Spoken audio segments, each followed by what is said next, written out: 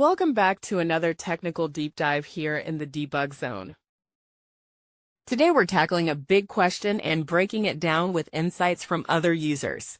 Hopefully this clears up some misconceptions and helps you get the answer you need.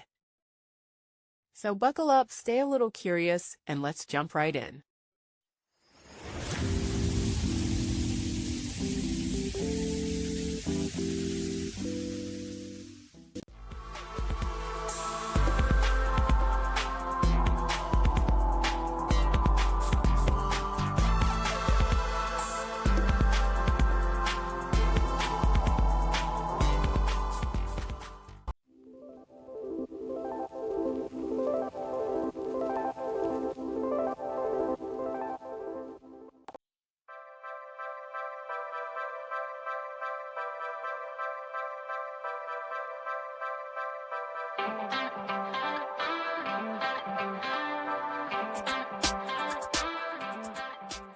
And that's a wrap.